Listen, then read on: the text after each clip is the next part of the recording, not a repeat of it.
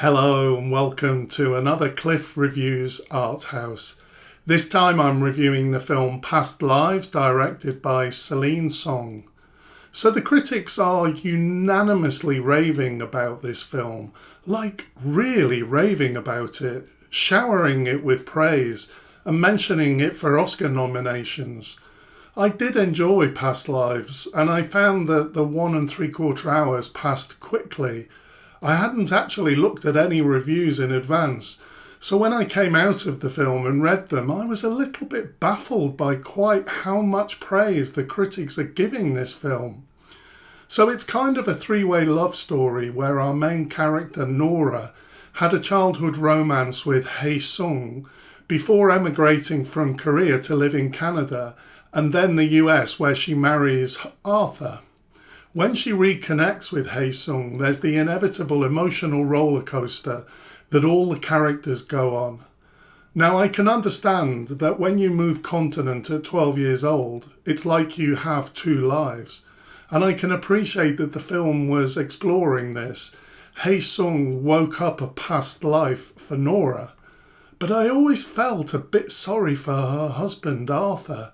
I felt that she allowed herself to reconnect with Hae Sung in a way that felt a little bit unfair to Arthur. I wasn't really convinced that they would be so connected again. It didn't really appear that they had that much in common, and it felt like they were just indulging in a fantasy. They had one date as kids. It wasn't even clear that they knew each other that well. What they experienced was a teenage crush, I think.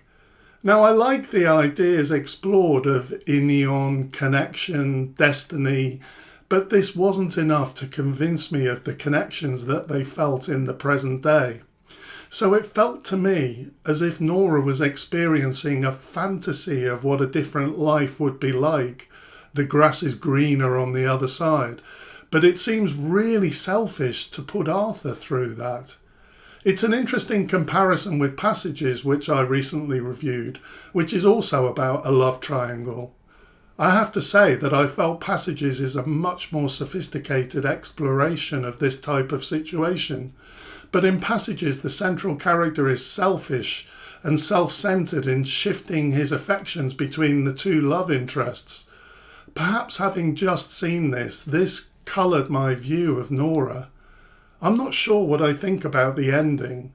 That long wait for the taxi, I almost found it excruciating. But of course you could say that this was a success of the film. And one thing I think was great about Past Lives is how silences are used. There's a number of scenes where we have a long silence and all of the acting is done with the face and the body. This is really effective. That said, I did wonder if sometimes the film moves a bit unnecessarily slow. I like the silence and the slowness when the characters are using it in terms of interacting with each other without saying anything. But there are times when I felt that it could just be trimmed a little bit.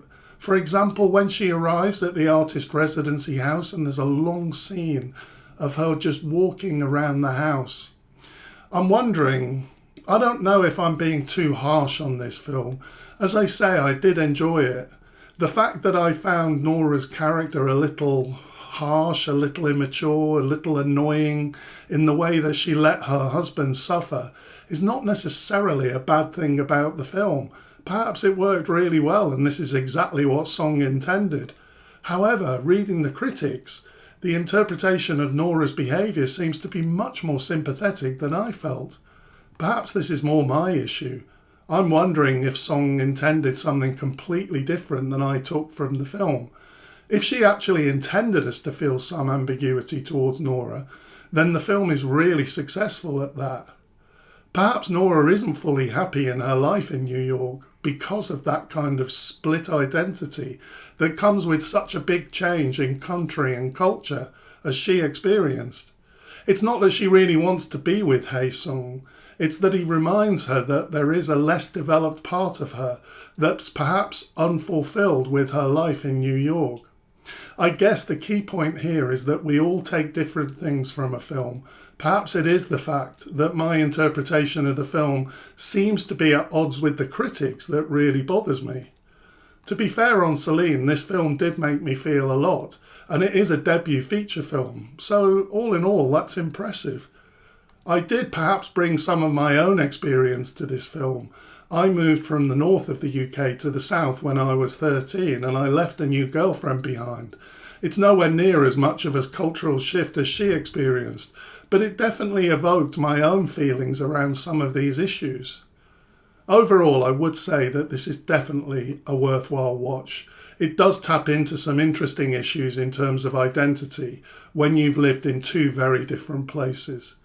By the way, if you haven't seen Return to Seoul by Davy Chu, this is also worth watching. I reviewed it a little while back. It covers similar issues in terms of waking up a part of your personality that stems from a previous life, but I think it's probably a little more sophisticated and interesting than Past Lives. All in all, though, I do recommend this film, even with the uncertainties I have about whether I've interpreted it correctly. Thanks for watching. See you next time.